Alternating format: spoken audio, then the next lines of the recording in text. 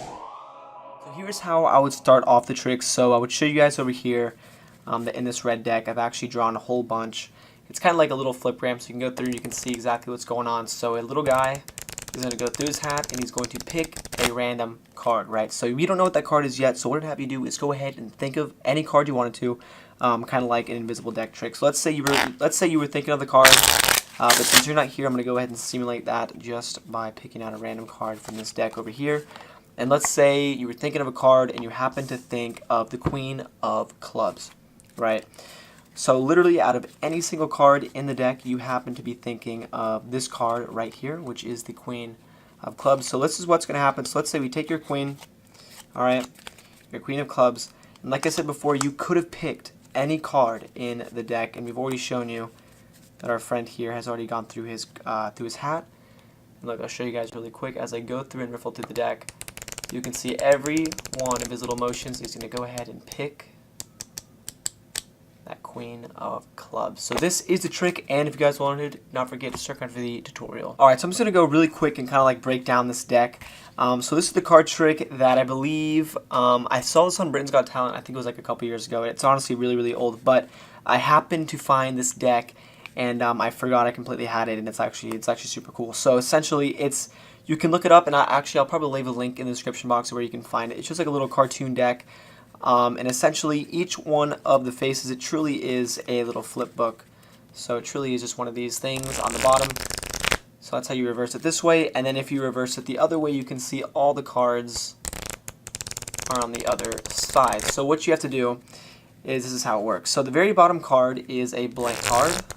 Okay, so there's no names of any of the cards here just yet. So you can go through, riffle it, no one's going to see anything until you actually get to the trick. So at this point, let's say the spectator is going to pick any card. So the only reason I use the deck is because I just want to let you guys know that I was using a random card. So at this point, let's say the spectator said any card. Let's say they were to say maybe like the 7 of Hearts, right? So what you would do, if they were to say the 7 of Hearts, you would go through the cards. It's super, super simple, guys. You just go through the cards, you find the 7 of Hearts, you can make up whatever small talk you want or something until you get there. And the way it works is you actually have to take the 7, okay, but don't plop out just the 7, okay? You kind of hold the cards like you're still spreading them, okay, nothing's outjogged. All you do is while the spectators are focused on that 7 or whatever card they picked, you just have to put a pinky break underneath the next card below. So in this case, this is going to be the 6 of Hearts. So you pull off their card, get a pinky break the card below that. You leave their choice onto the pinky break. You can square that up, and then what you do is you push forward both cards. So in this case, I actually do have both the 7 and the 6 in that grip, just like that. So you push this forward. All you have to do is square up the deck or so. And then again, what you have to do is swivel the cards, because remember, look, on these are the edges, or these are the sides that the cards are actually on. So this is where, at the end of the trick, the spectators are going to see that. So you actually have to pivot these cards out of the deck, and you can put them back on top of the deck just like that, and then you can release the pinky break, and this is going to be your setup, right? So you have the 7 and then the card below it as well. All you have to do is a super, super simple wrist kill. So you're going to hold on to that 7 and then pry away the card below it so they don't see that the bottom's changed. In this case, you have the 6 of Hearts there. The 7 can go on the table so they can see it.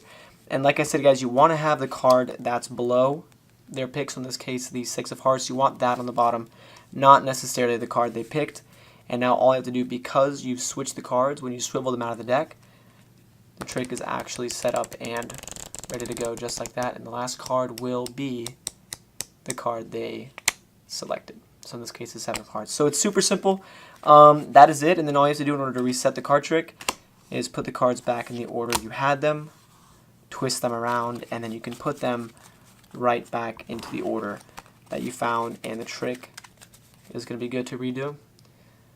Just like that. Obviously, you don't want the spectators to see you redoing the card trick, but as you guys can see, if you don't actually put the cards back the right way, you're going to get a little flash, which isn't good. So you want to go ahead and fix that mistake just by putting the cards back in the same order, but that's essentially it. So that's it for the card trick, guys. I'll leave a link for the cartoon deck, and then that way you guys can do the trick as well. And if you haven't subscribed, go and do so. And as always, thanks for watching.